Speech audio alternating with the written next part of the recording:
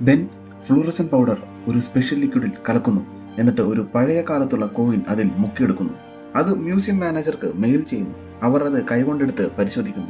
അതേസമയം ബെന്നിന്റെ സഹായി ക്യാമറയിലുള്ള ലേസർ ഉപയോഗിച്ച് അവിടെയുള്ള ഒരു അലാറം ട്രിഗർ ചെയ്യുന്നു. അലാറം അടിച്ച ഉടനെ ഡിക്ലറേഷൻ ഓഫ് ഇൻഡിപെൻഡൻസ് ഓട്ടോമാറ്റിക്കായിട്ട് ഒരു സേഫ് വോൾട്ടിലേക്ക് പോകുന്നു. അലാറം കേട്ടയുടനെ മാനേജർ വോൾട്ടിലേക്ക് പോകുന്നു. എന്നിട്ട് വോൾട്ടിന്റെ പാസ്വേഡ് അടിച്ച് അതിനകത്ത് കയറുന്നു. ബെന്നിന്റെ സഹായി സെർവർ റൂമിൽ കയറി CCTV ക്യാമറയിൽ എല്ലാം ഒരേ വിഷ്വൽസ് ആക്കി മാറ്റുന്നു. അതേസമയം ബെൻ ഒരു മെയിന്റനൻസ് വർക്കറുടെ വേഷം കെട്ടി മ്യൂസിയത്തിനകത്തേക്ക് പ്രവേശിക്കുന്നു. ബാത്റൂമിൽ കയറി വീണ്ടും വേഷം മാറുന്നു.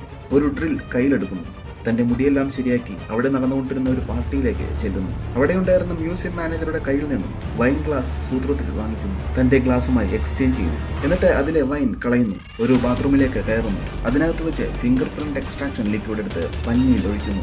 എന്നിട്ട് ആ ഗ്ലാസ് ഒരു പ്ലാസ്റ്റിക് കവറിൽ ഇട്ട് അടച്ചു വയ്ക്കുന്നു. കെമിക്കൽ റിയാക്ഷൻ സംഭവിക്കുന്നു. ഗ്ലാസിലെ ഫിംഗർ പ്രിന്റ്സ് തെളിഞ്ഞു വരുന്നു. ബെൻ ഒരു വിരലിൽ ഉറയിട്ട് മാനേജറുടെ ഫിംഗർ പ്രിന്റ്സ് എക്സ്ട്രാക്ട് ചെയ്യുന്നു. ബെൻ നേരെ വോൾട്ടിന്റെ ലിഫ്റ്റിന്റെ അടുത്ത് എത്തി ഫിംഗർ പ്രിന്റ് ഉപയോഗിച്ച് തുറക്കുന്നു. വോൾട്ടിന്റെ മുൻപിലെ കീബോർഡിൽ അൾട്രാവയലറ്റ് ലൈറ്റ് അടിക്കുന്നു. നേരത്തെ മാനേജർ ടൈപ്പ് ചെയ്ത പാസ്വേഡ് തെളിഞ്ഞു വരുന്നു.